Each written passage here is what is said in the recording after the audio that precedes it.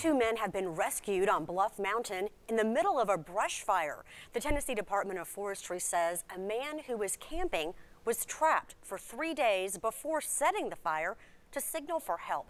The fire burned nearly 20 acres in an isolated wooded area about 3 miles from Walden's Creek Road and McMahon Sawmill Road in Sevier County. Gerald Shelton with the Tennessee Division of Forestry says they responded to the brush fire last night. That's when they found the man and a wrecked ATV. Shelton says the victim survived nearly 3 days alone without food and water. During the rescue, a member of the Sevier County Rescue Squad was injured after a tree fell on him. Both men were taken to the hospital with multiple injuries. Now, at last check, both men are listed in stable condition.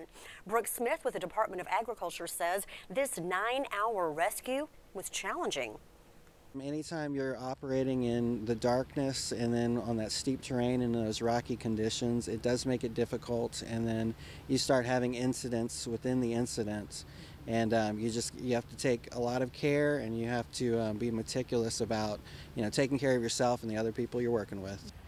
Officials have not released the names of the camper or the rescue squad member.